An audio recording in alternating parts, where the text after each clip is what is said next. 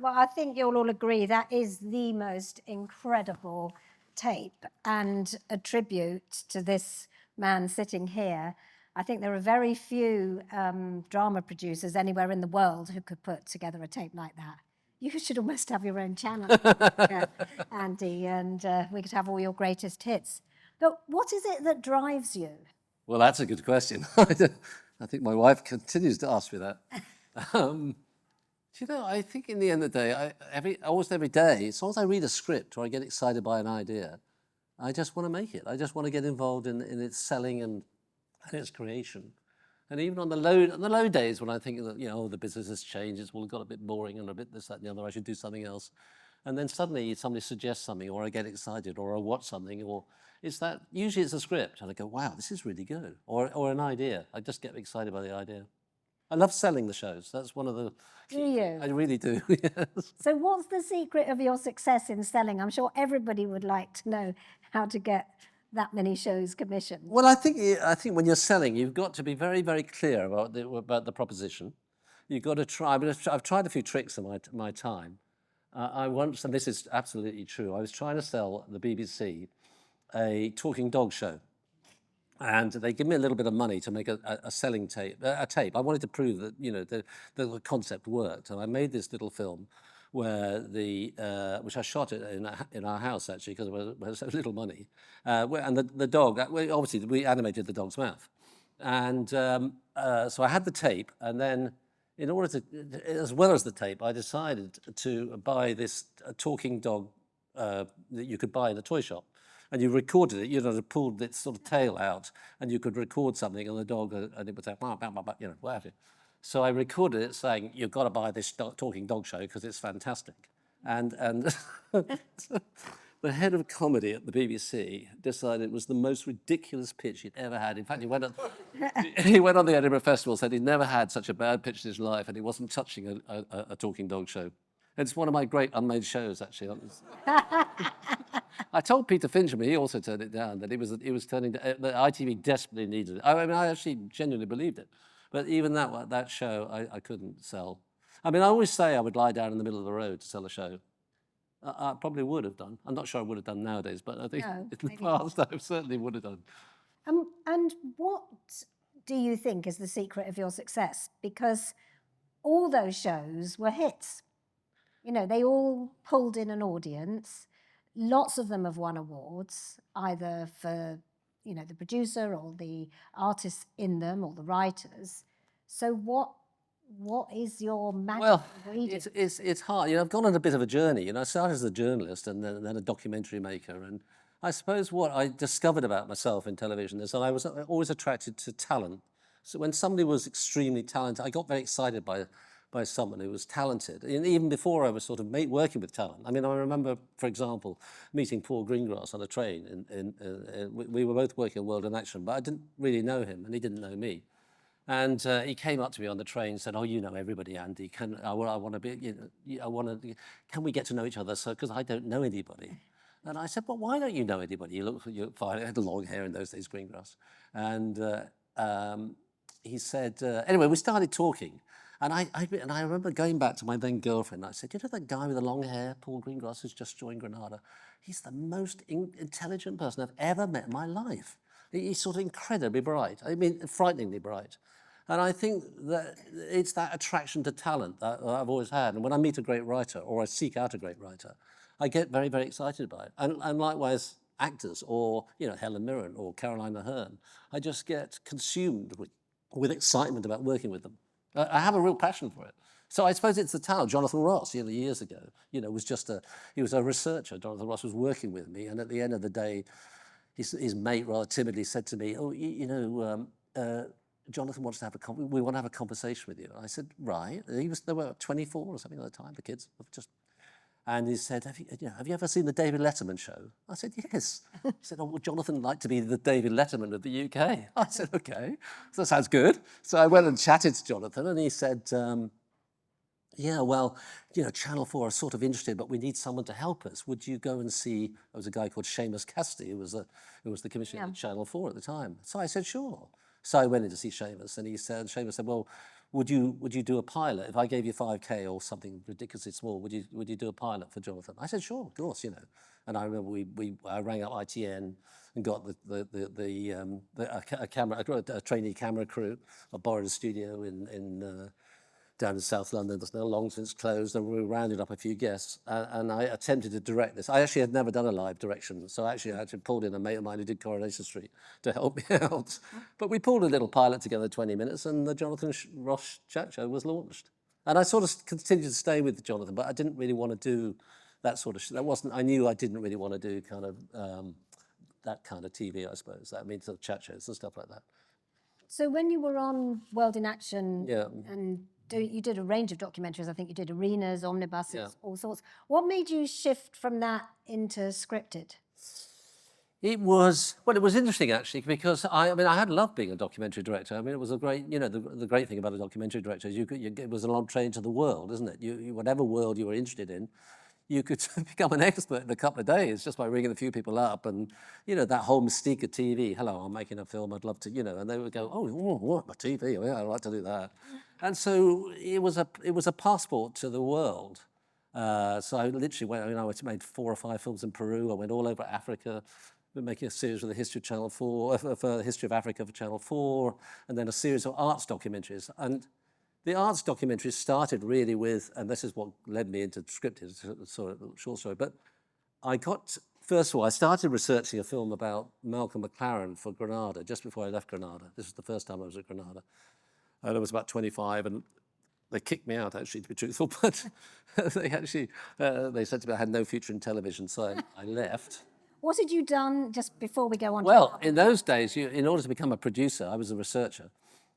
You had to. So I'd worked my way through World in Action, Disappearing World, been on the newsroom, done a bit of news presenting. I mean, Granada was a fantastic place as someone in the late 70s, early 80s, because they literally swung you around from there's my friend Steve, he was at Granada, he knows all I'm talking about. And you could you could do any number of different things, and it wasn't really a formal training scheme, but there was a sort of general sense that you know, if you were interested in arts, then they'd stick you on a football program, and if you were obsessed by football, they'd put you on an afternoon chat show. So they were always trying to stretch you, which was really, really interesting actually. And so I was the way to get promoted in those days. It was all a world of the ACTT, if anyone remembers them, and all that. They were a union for those younger people in the audience. You had to apply to a. You had to be part of a union to work for ITV in those days. Yeah, so I was part of the union, but I wasn't. But in order to become a producer, you had to go to. There was a board system. You basically applied for the board. I applied for the board 3 times, and the third time I was making a film in Ethiopia. A Disappearing World. So I'd been in Ethiopia for nearly 3 months, I think. Those are the days, you know, no mobile phones, no nothing. Dumped in the middle of the Omo Valley, and a Russian chopper that I'd hired in order to take the director, the cameraman, and the sound man. There for 6 weeks. Sound man went crazy. So it was really difficult. We were camping beside a river full of crocodiles with this small tribe. I think long since disappeared, I suspect. Anyway, the point was when I got back from Ethiopia, my girlfriend at the time had applied, had put in another application. I went to the board, sat in front of these guys who ran local programs essentially, and they said, yeah, and asked me this, that, and the other, and then was told me I didn't get the job, and I was called in, and they said, you know, you're just not around enough, Andy. I said, well, how could I be around? I said, I've been in Ethiopia. Well, we just don't think anyway, you know, he said to me, I honestly think you should have another industry. I just don't think you're ever going to make it in television. And that sent me absolutely crazy. And nothing fueled me more than that. You know, I was absolutely determined to prove him wrong. And obviously that meant leaving Manchester. But I was already getting itchy feet. I loved Manchester, and I went back to Manchester in the 90s for my second bout at Granada ITV. But at that time I realised there was nowhere to go at Manchester. I was telling you a story yesterday. Paul Greengrass and I, before we got onto World in Action, were desperate to try and to get on, and we both applied to TVAM when it started up as researchers, and we both trundled down for an interview at TVAM, and we both got turned down. It's amazing. Turned down 2 of the most talented filmmakers that Britain has ever produced. Yeah. So. But the Granada were a pain in the ass because many years later, when Paul was doing Bloody Sunday, he had this idea to do this. It was a wonderful film, Bloody Sunday, and started his career. And but Granada wouldn't let me produce him. Really? No, I was told, absolutely, in fact, I was called in again, you and Paul Greengross together are total trouble and you are not going to be allowed to.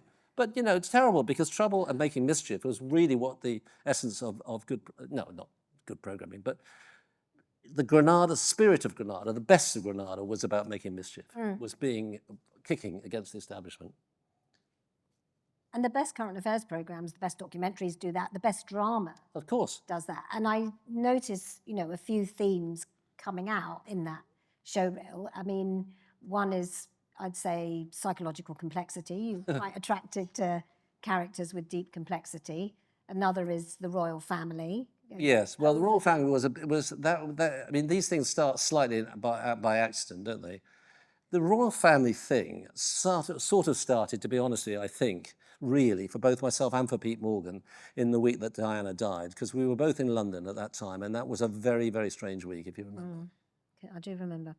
I was in New York, actually. But There was this sort of stillness, this really eerie sense of this. What nobody could work out what's going on. Why is sudden, extraordinary outpouring? What is it about this woman that's suddenly not just touched the nation, but sort of transformed for a few days the UK?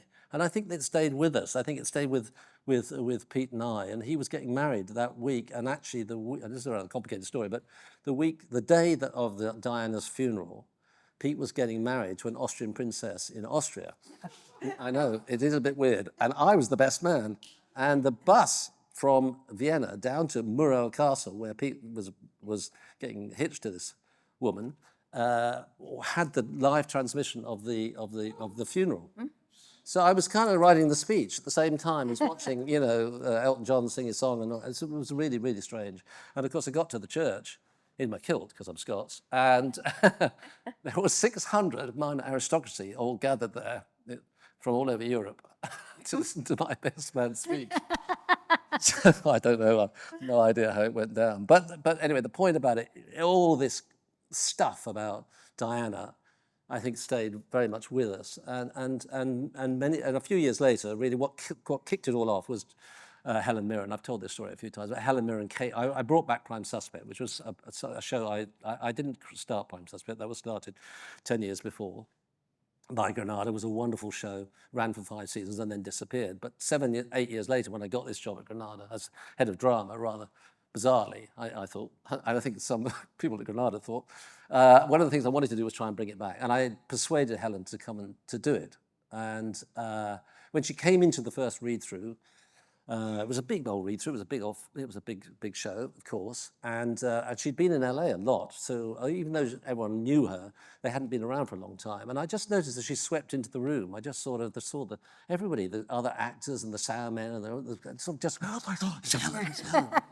And they sort of just bowed to her naturally. And I just thought, oh Christ, she's just like the Queen.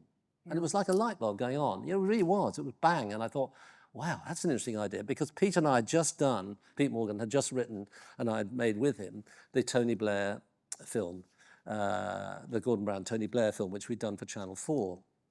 And so having done that, Pete had found his sort of métier, if you like. I mean, he'd done a lot of different things, many with me. I was very close to Pete, obviously.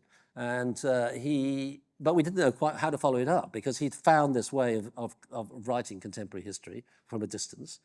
And he'd really written it with I thought it was a tremendously good script, and and we were just sort of thinking, well, once we've done the living Prime Minister, what do we do next? And sitting in this read-through, the idea of doing the Queen seemed great, really. And at the end of the read-through, I could barely think about Prime Suspect, which I thought was, it was fine, the script was good shape. So I just rushed up to Helen at the end, and I said, Helen, I said, you're great, but have you ever thought, do you fancy playing the Queen? And she said, people have said I look a little like the Queen. I said, well, you look perfectly like the Queen in the middle of the Diana years. You're the perfect age to play the Queen when Diana died. And she said, well, that's very interesting. And I had my phone with me. And I said, and I knew she knew Stephen Frears a bit, and Frears had directed the Tony Blair thing. So I got Frears on the phone. So I rang him and I got hold of him. I said, Stephen, I'm with Helen Mirren. He said, oh, that's good. I said, I've got this idea for the Queen. Helen wants to play the Queen. Will you direct that? Oh, that sounds interesting. I said, have a word. Just put her on. And I mean, honestly, it's true. And You had no script or anything? no, at no, that nothing. stage, No, just nothing. an idea. I didn't even know whether we could do it. And then I rang Pete, and Pete, oh, I don't know, don't want to do your idea. Anyway, he came round. But when I went back to ITV that day, I rang the lawyer, and I said, can I come down and see you? He said, sure. I said, I've got a really interesting question. I said, could we make a film about the Queen? He went, oh, I don't know. I said, I mean, would they sue us? Could they stop us? I mean, what do you think? No one's ever done a film by the Queen. I mean, I know she's minor little appearances in dramas before, but if we did a sort of movie about the Queen, would that fly? Anyway, he said, well, leave it with me. He came back and said, there's no evidence, there's no history of the royal family. There wasn't at that time, there is now, or ever suing for anything. I mean, obviously, he said, if you defame them, yes, they might, but if you're as long as you're not going to, do a hatchet job on them, you'll probably be okay. And that's what started it. And it was the Queen that started, in the end of the day, the rolling ball that became the stage play, The Audience, which was Pete's idea to put sort of a version of put his play on stage with Helen. And then that begat The Crown a little bit further down the road. It was it all sort of developed over about 6-8 years, I think, a bit at a time. And The Crown was, Pete was in New York. He was kept phoning me up. He was trying to write a movie script, which wasn't working, and he was going crazy. And I kept saying, Pete, you've got to come back. It's time to do your Aaron Sorkin thing. Because he'd written for TV, but he hadn't done anything big. And Pete's a bit like me. He's got a short attention span, and you've got to kind of nail him down. He's always wanted to do something else and something else. And I just felt really strongly it was the right time for him to do something serious, to be big, to go for it, to write something proper, and to write something about us. I don't mean him and Mark. You mean about Britain? Yeah, I mean, the whole Blair generation thing fascinated us. I think we were of that age. We invested so much in Blair and A New World, and I think more and more we wanted to try and work out where it went wrong. And when we started to talk about it, the one constant, if you look at post-war, I mean, it's obvious really, but the story of post-war Britain was the story of the monarch. I mean, she was the only person who spans the whole 60 years. And so as a symbol of it all, as a kind of way, an arc of looking at contemporary history, which is what fascinated both of us, but particularly Pete, because I knew Pete could write it. It became the way to go. And initially he thought about it as a mini-series, and he said, what about, the young Queen and Churchill? And he sent me a proposal for that. And when Pete's on fire, he works very, very quickly. I mean, everything's every day, Then, like the next day, I think it's a 6-parter. Well, I think it's an 8-parter. It grew like that. Within a week, I think we should do 3 series. Maybe have a different Queen every series. And then 2 weeks later, it was 6 series. We'll do 6 series. We'll change the whole cast every 2 seasons. I thought that was fucking brilliant. Never been done. Could we do it? I don't know. But of course, we knew it was going to be incredibly expensive, and that was the big challenge. And we both decided it wasn't worth doing if we couldn't do it properly. Probably couldn't do it for the BBC. Didn't really want to do it with ITV with all the commercial ads. Channel 4 wouldn't have the money. Possibly could do it as a co-pro between HBO and somebody or other. That's really sort of what I thought. And then when we went to America along with Stephen Daldry to pitch it, we had 5 days of a different pitch every day. And every single North American company, Showtime and HBO and FX, every big one, we had all the top brass in. Stephen Daldry and Pete Morgan, they would be there. And they all thought it was great. And Pete had written a script by this point. So we had a spec script, had a bit of a trailer, a bit of a pitch, usual stuff, and a bit of a budget in my head. And they all said pretty much the same thing. Can't you just do it as a miniseries? Can't we just have Diana as a 6-parter, as a 4-parter? And of course, that's what we were going to do. And then there was one final meeting on the final Friday, was Netflix. Yeah. And what year was that? It was quite some time ago now. So it was 2000, and Christ, it was 10 years ago, basically. It's 13, 14, I think.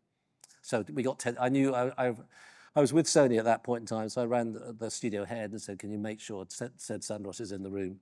That's always, when you're pitching, you've got to try and pitch at the top. You've got to start at the top. Always start. Always try and get it's not a waste of time pitching to youngsters, but if you want a decision, you want to be, you've just always got to aim high, got to be ambitious. Take a no from somebody who can't give you a yes. See? That's running BBC One, exactly. So that was it. So we were very, very lucky. It was one of those moments in time. You know, we were there. We all know what's happened to Netflix and how they started and all that kind of stuff. But we were the perfect project for them at the perfect time. They had not revealed at that time. They were only in North America, Scandinavia, and the UK at the point we went in. They had, when nobody knew they were about to roll out. Nobody knew they were looking for some kind of brand, and the Royle Family is a brand, but you might feel a bit crude, but it is a brand. And it was the perfect show for them, and it was ambitious, and you know, with someone like Stephen Daldry directing it, it was as prestigious as they wanted. Because Netflix wanted a big show, not just to roll out, but they wanted a show that was going to hopefully bang around the Emmys and the Golden Globes and things like that. Because And it was global. and it was global, yeah, Global of brand, course, yeah, which not many British yeah, institutions are. yeah. I mean, what I love about the way you tell that story is, A, the kind of chutzpah of like, I'm just going to go and we're going to do 6 series or 12 series, whatever it is. We're going to span decades. Yeah. We're going to have a new cast. We're going to have one of the best directors, movie directors doing it. We're going to have this top writer. We're going to have this cast. And we're going to ask, I'm assuming, for a stonking budget. 5 million an hour. 5 million an hour, which, you know, 10 A lot years of money ago, 10 years ago. even today, it's a lot of money. Did you ever feel sad you couldn't take it to the BBC? Because in some ways, it feels like, you know, it should have been, could have been. No, Lorraine. You see, the first script, which obviously, if those who remember, was all about the old king dying and the young queen receiving the news in Kenya and all that kind of stuff. I mean, all that was lovely, lovely, lovely stuff for the BBC. But you know, we knew that we were only going to get into the weeds in the 90s. Things would be wholly different, you know. Yeah. So I think it would have been far too tricky, given the history of the BBC's. The Royle Family. Mm. No, I mean, the BBC made a big effort. They did try very hard. I mean, we listened and we debated it, but I don't think it would have worked. I think it would have been a nightmare, to be truthful. Well, you know, it is sort of the rest is history. I mean, it was a huge success. You did make all those series. Your vision came good. Yes. I mean, honestly, I could have had, this should have been a week with Andy Harries, really, because then we could have gone into so many things, and there's so much I'd like to talk to him about. But this is quite interesting because obviously, you know, when you were doing it as a historical drama, that was one thing, but you got more and more contemporary. Yes. Until... Well, Peter always had that. I mean, always, even right back when, way before The Crown, he always had a rule of not doing anything newer than 10 years. He always, I think it's a good rule. You need at least 10 years to have some perspective on a contemporary story. I mean, the longer the perspective, the more stuff comes out, as we all know. I mean, this is a sidebar, but the stuff that's coming out about the Troubles in Northern Ireland, you know, Say Nothing, and that wonderful documentary about the Irish bomber who talks about the bombing of you know, Thatcher's government. I mean, all this, you know, what I'm saying is that you need time to get to understand the story properly. But you would... Well, I think that you had the problem of the fact that... Yeah, so Peter had written a draft of the last, this is the last show of the last series, and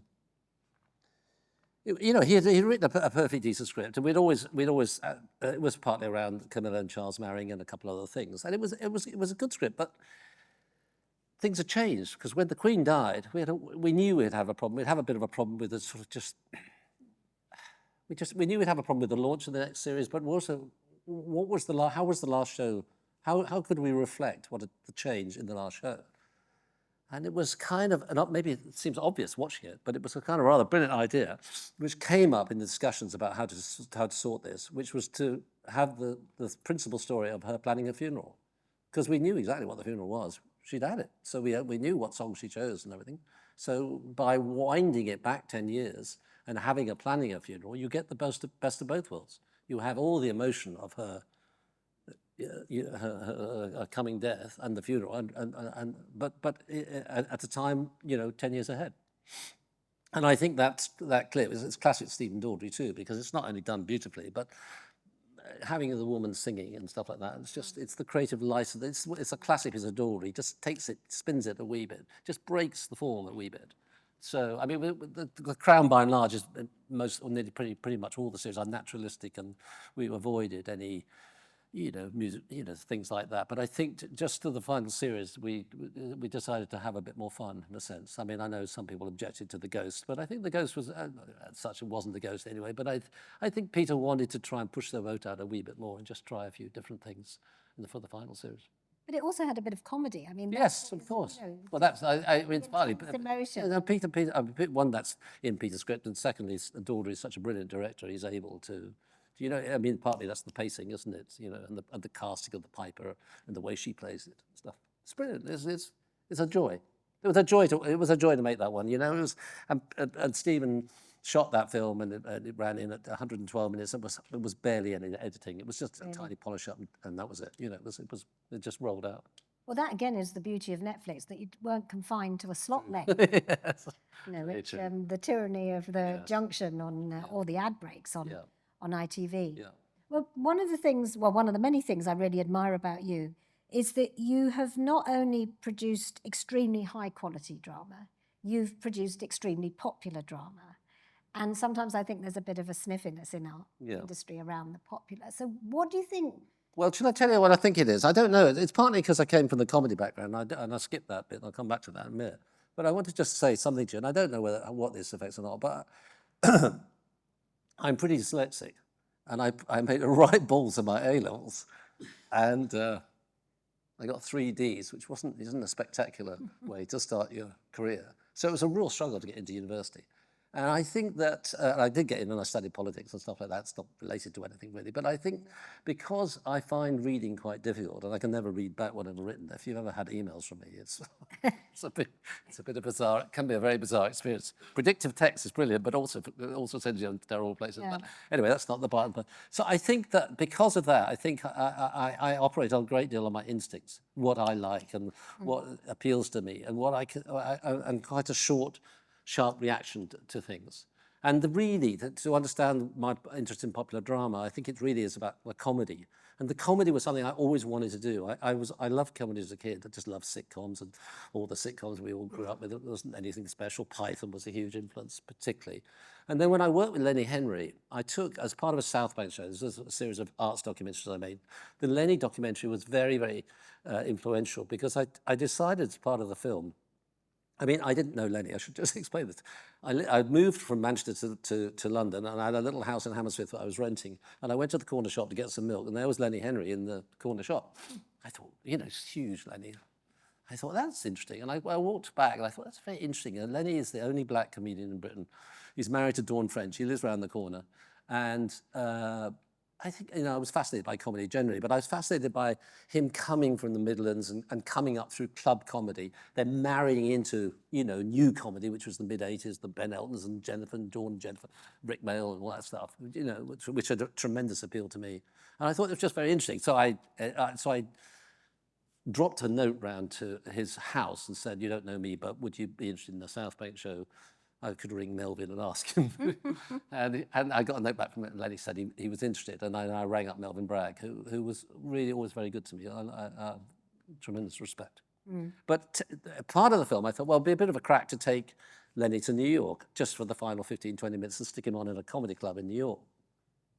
I know it's really hard to imagine this now but at this time, which is, what is it, late 80s, you know, being a big British black guy and talking with a British accent was very, very unusual in Manhattan. And it really surprised people, shocked people.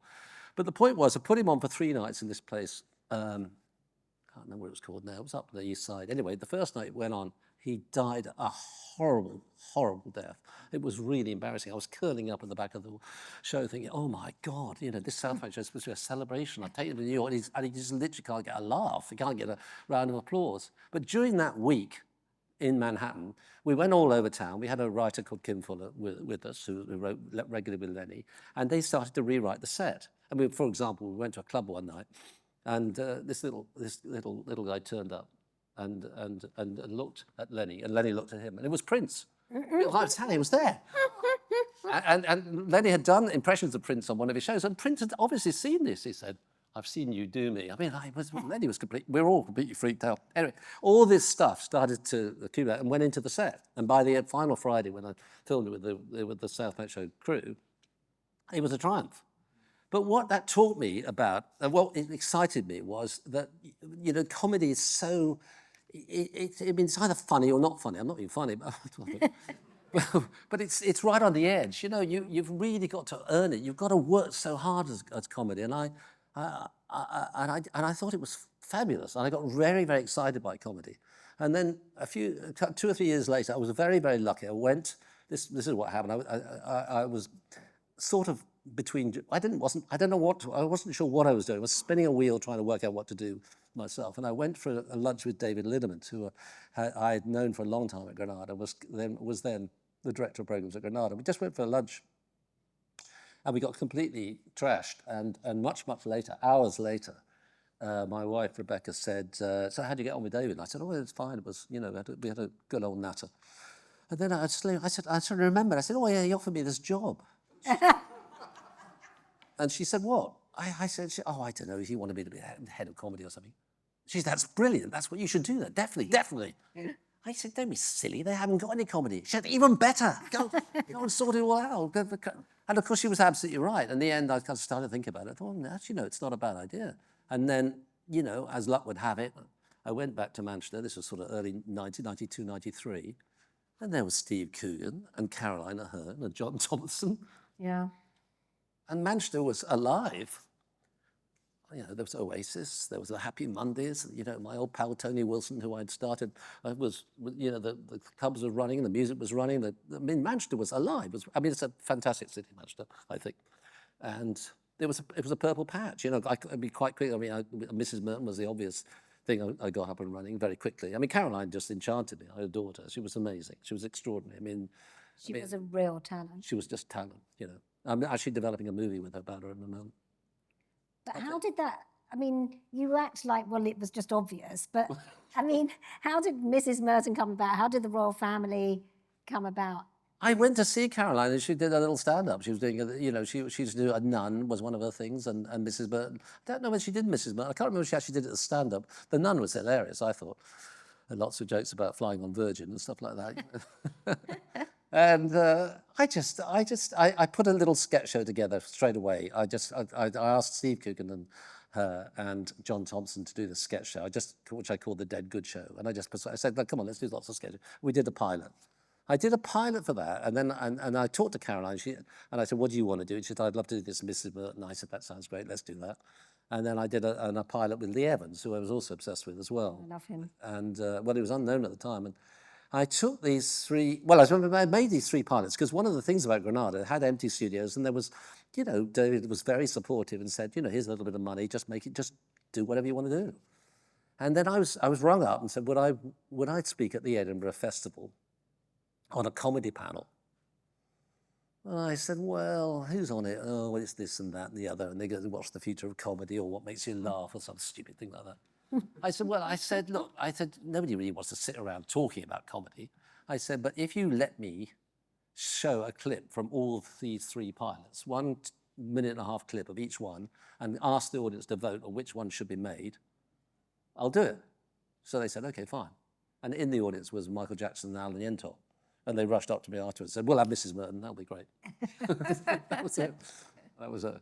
And the Caroline story is extraordinary. We did 4 or 5 series of Mrs. Merton, and she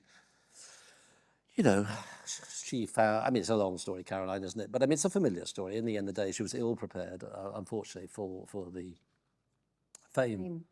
Yeah. But it's hard, isn't it, when you put yourself out there as a performer? Yeah. And every show could succeed or fail. Yeah. Well, that's what of course, that's why she converted her interest into the Royle Family. Quite quickly, she said to me, I don't want to do the Mrs. Merton show much longer. And I obviously kept pushing her until she really went crazy. But she was already planning the Royle Family. And I said, I want to do a show without an audience, without a live audience. I want to do it, but I'm involved in it, but I'm not the star. I want to do it about things I understand, that are real, and everything, about the Royle Family. And, it was kind of fantastic. It was like a comedy soap, really. Yeah. You've trailblazed in all sorts of ways. And talking to you tonight, instinct comes out, you back your instinct. You seem to be a huge risk taker. Yeah, well, I don't know. And the only time people always say to me, I go to Vegas. We actually shot the Mrs. Merton in Vegas at one point. I would never gamble. I'd never put any money on a football match or a horses, or put 2 bob in a slot machine. But I gamble every day. That's what my view is. All I do is gamble. It's preposterous. When you don't take a gamble, you're never going to know if it's going to work or not. I mean, it's the only way. The only way good shows get made. I mean, that's not to say all shows you gamble on are good. I mean, one tries, but you don't always get it right. But you've got to take the risk. I don't worry about the risk. I never think about the risk. I never worry about the money or the risk. What's the point? I mean, you know, the Crown clambered up to $10, $11 million pounds an hour. You know, you're talking about 150 million quid I'm responsible for. What's, you know, no, but you know, you could. Well, I mean, you know, you know what I mean? I mean, that's not the point, is it? It's our business is bonkers. It doesn't make any sense to go into the real world. I mean, you know, and I mean, it's awfully nice of you to come and see me tonight and listen to me. It's good, but I mean, I don't change the world. I just try and entertain people. Yeah. And I don't know I do any good. I try. But when you say our business is bonkers, is that why investors find it so hard? You know, sometimes private equity or whatever gets involved in production companies or in... Yes. Well, I think there was a time. I mean, this is a rather more serious matter, I think, that the creative industries that have grown up in the last 20, 30 years, which we have done so well in. We have led, I do think we lead the world, have been leading the world in creative energies, in formats, in the quality of a lot of our drama, not all our drama, but a lot of it. And you know, not just about documentaries and stuff like that. I think we're under real pressure now. I think the influence of not just the influence, but the impact of the streamers, the globalization of television is having and will have a severe impact on our creative industry. It is already. Most of the production companies are bought by Americans. Americans dominate and own pretty much everything in our business these days. Almost every studio is American owned. You know, I could go on. I don't. It's a fact of life. It's an evolution. I'm a great. I benefited personally, and the company's benefited from it. So I'm not attacking it, but I think we have to accept that, you know, public broadcasting in the UK is definitely under threat, definitely. And with it, not just the BBC, but I think our whole, the generation of British stories.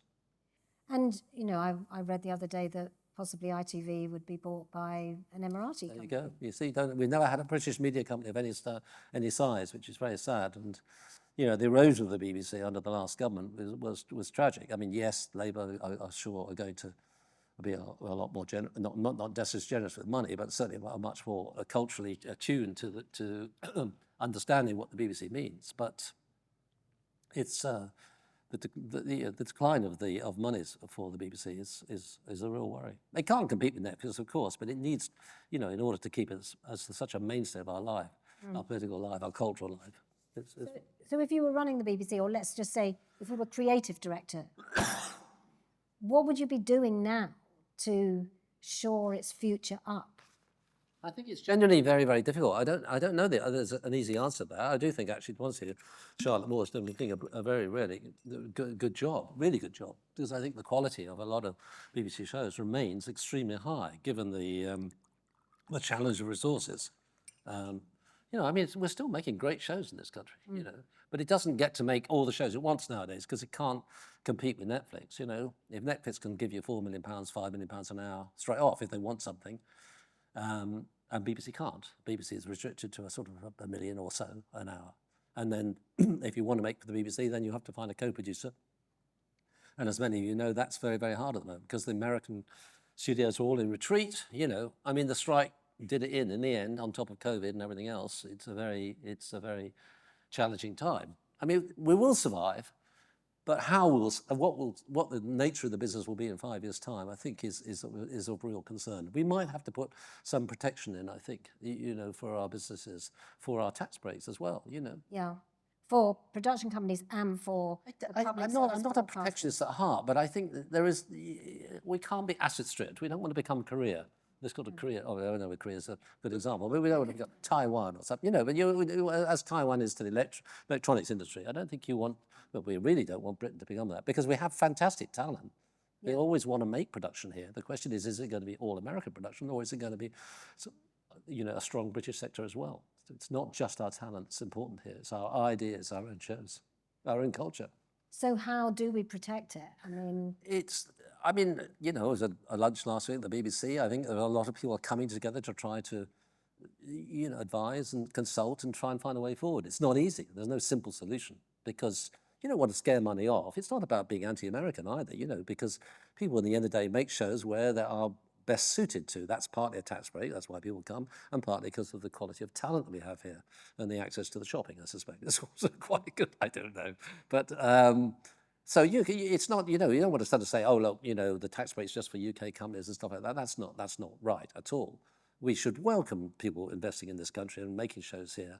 It's just it can't be to the point that our own shows, our own culture withers away from a lack of investment and a lack of money to commission them. But that's another one of the amazing things about you, that you've managed to make programs for the streamers which are still very British, and they do show British culture and they do highlight British political events or whatever. You've still managed to do that. And I know you've got a show that you're trying to get financed at the moment. Nobody would think that Andy would ever find any difficulty getting any show he wanted commissioned, but there's something... Well, I can show this little tape. Yeah, I thought it might be interesting just to show something I'm working on at the moment. I mean, some of you will be aware of this. This is the Dear England show that based on James Graham's play. But I know, we were faced with an interesting choice on this because Netflix were very keen on it, which was, great. They wanted to do it. BBC were also very keen on it. And I think James and myself and other people involved really felt that Dear England was a particularly British or English, obviously, story that was very suited to BBC One and would make a very big impact on BBC One. And in the end of the day, as a producer, I felt uneasy about taking the easy option. I mean, I knew I could get it financed immediately from Netflix. I knew it would be much harder with the BBC. And I didn't not want to see it on Netflix, but I really did want to see it on the BBC. And I felt as a sort of senior producer, one should be able to at times to say, do you know what, I'm going to make this for the BBC because I want to make it for the BBC, and I'm just going to find a way to make it. I haven't not found the way yet. I haven't really taken it out, but I did something which I don't often. No, sometimes I do, sometimes I don't. But when I'm trying to sell to Americans, I often make a little tape. I mean, usually this is the area of reality shows or game shows. They do a tester tape and take it out, and it's not, you don't really need to do it or shouldn't need to do it for drama. But this is about Gareth Southgate, the English football team, and soccer. Even though Americans are getting up to speed with soccer, I still felt it would be useful to try and put the show in context to accompany the first script. So this was a tape I made. So now you see why Andy loves selling. I don't know. Have you got the money yet? Not yet. I'm waiting on a couple of phone calls this week. But if I don't get it from the people I'm waiting to, hoping that will, I'll just have to hit the phones in January and maybe have to go out to LA and sit in their offices and do that thing, It's not easy, obviously, selling, particularly in America at the moment, because America's really closed in. It's, Trump, not just Trump, but it's all about America at the moment. And so their stories, they're fundamentally interested in spending money on American stories. What I call it the Taylor Sheridan effect, impact, basically, which is understandable, but it's and companies like HBO are not what they were. So those places where you could get sort of select quality British work placed is tougher these days. But we'll see. Never say that. Well, I'll get the money somehow. And they're not as passionate as we are about football. Well, not yet, but they have got the World Cup coming, so that it's a good hook for them. Yeah. So to try and get somebody to put the money up so they can run it out just before everyone arrives in 26. So you see, he's still doing these incredibly ambitious things, challenging himself and out there selling. I've got a couple of minutes to take questions if anybody has got a question. I know I could talk to Andy for at least another 5 hours. Yes, gentleman here. Hi, I heard a story about you, which I really, really hope is true because it's told admiringly, about you selling Strike back to Sky. And so, Mike, what I was told is that when you sold Strike back to Sky, you possibly didn't have the rights and maybe weren't fully familiar with the material. I don't know whether it's. I really, really hope it's true. But can you tell the story of that pitch? I'll tell you very quickly the story. So this was a classic. I went to see Pete Morgan in Austria. The Ryanair was delayed. I was standing in a bookshop, as you do, and saw this, just looking at the books, and I saw this book, Strike Back, and it said something like, Muslim terrorists capture Sky reporter. So I bought the book, stuck it in the bag, went to Austria, came back again, and forgot about it. And then about 3 weeks later, I had a meeting with Elaine Pike, who was then head of drama at Sky. And I was standing in the shower thinking, oh, well, she never has any money, and she didn't ever have any money. And she was great for a gossip. I loved her. I loved Elaine. And I thought, well, we'll just have a cup of coffee and a bit of a natter. And then I remembered the book. And I thought, well, fuck, I'll take the book with me. So I bunged it in the case. So we went in. I went in the Sky. We sat down. We started chatting away about 15, 20 minutes. And then she suddenly said, stop. I've got to tell you. We have got some money. I've got some money. I'm looking for a book adaptation, ideally entertainment, could be action. I went, stop there. I said, I've got the perfect book. I've got it here. Pulled it out. I said, this is brilliant. She said, what's the story? I said, don't worry about it. It's brilliant. I mean, obviously, I'd never read a word of it, and I didn't have the rights to anything. So I just said, it's fantastic. She literally got up and said, it sounds great. I said, we'll do a 10-part series. We'll, film it in Eastern Europe and blah, blah, blah. And she went next door. I can't remember who was head of Sky at that time. She came back and said, 10-part series commissioned. Right. I came out. I literally picked up the phone and rang my lawyer, Charlie. I said, Charlie, whatever you do, drop it. Ring this book, get the rights to this fucking book, and don't take no for an answer. Ow! It is true. Yeah. I don't know if it's that. I don't know if that reflects terribly well on me, to be honest with you. I think it does. Instinct, and you can judge a book by its cover, clearly. Yeah. And the funny thing about Strike Back, which was featured a little bit in the clips, when I sold the Left Bank to Sony, it was before The Crown, and the show that made all the money for Left Bank essentially was Strike Back. It was sold in 160 countries worldwide, and it was loved by. Yeah, no, it was really a big hit. I got flown out to Jordan to meet the King of Jordan, not because I thought I was going to see him because he wanted to make a Crown type series. It wasn't. It was because he loved Strike Back. He wanted me. Amazing. It's true. And he wanted me to film Strike Back in Jordan, which I did, actually. And the other big fan of Strike Back was Clinton, and he actually did a promo for us for America. He loved it so much. It's weird, isn't it? And yet 99% of the people I've ever met never heard of it or seen it.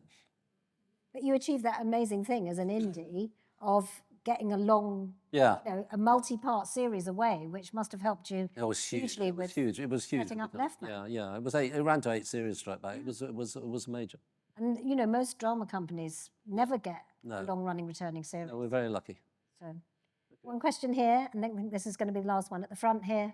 So, Andy, you've been in the industry for an extremely long time, so you've seen things like change constantly.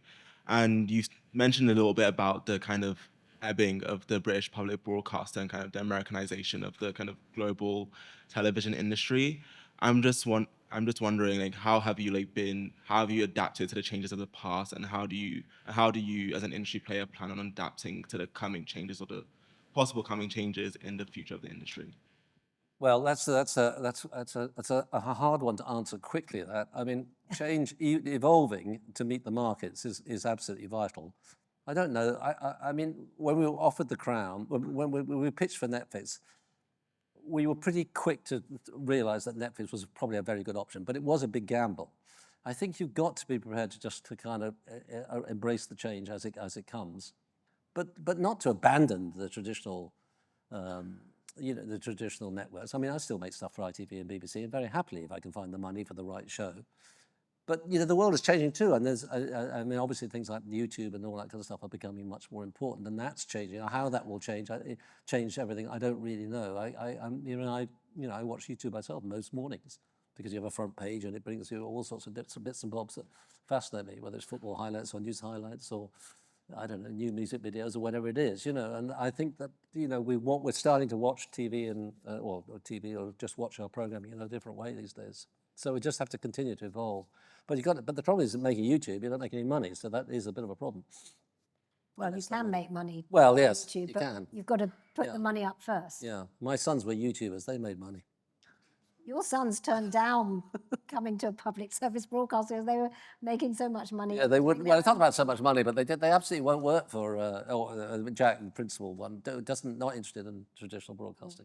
He's just doing a series at the moment, but sort of, he's gone back. He's gone to live in Cornwall to sort of do a youthful Jeremy Clarkson type, because he's been an activist for a long time.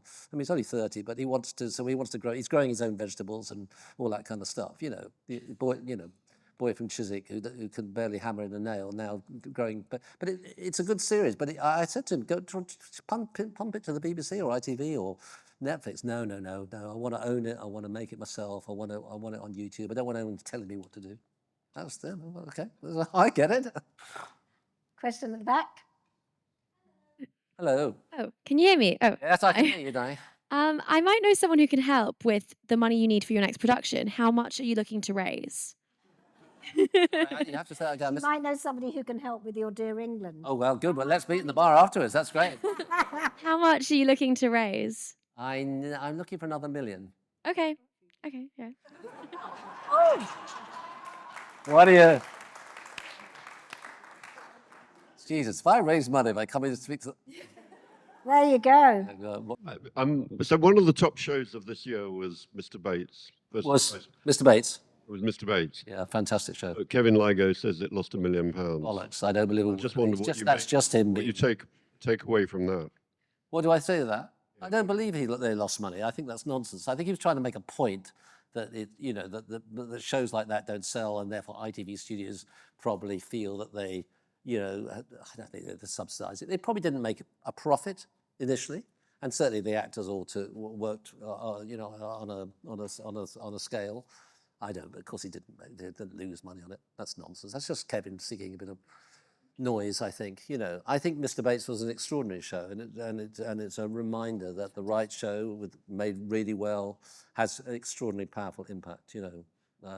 It's really interesting that some of the shows. Drama can have more impact than documentaries because there've been a lot of documentaries. I mean, look at Baby Reindeer. Baby Reindeer was not an expensive show. It was 3 million. That's all it was. It was a fantastic punt by Lindsay Salt, who was at Netflix at the time. She's now head of drama at BBC. She saw the show in Edinburgh. He came in. She bought it on the spot, the show. So Netflix had it.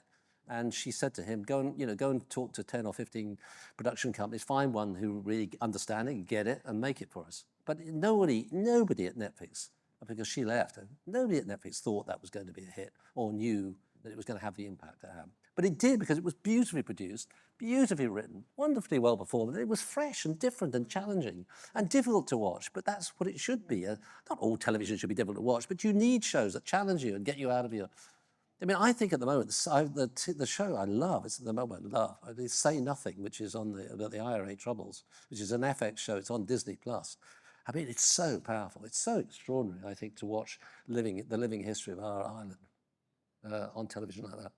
And if you haven't seen it, I strongly recommend it. If you can face it, it's powerful, and it's singular because it's the story essentially of two women who work for the IRA, and what they did was pretty shocking. But I'm not suggesting it's necessarily in context, but at least it's a take on it, which makes you really think long and hard about Ireland and our history. And that's what excites and interests me, to be truthful, Great. Well, thank you so much, Andy. You've been very generous with your time. No, I appreciate you all coming. Thank you.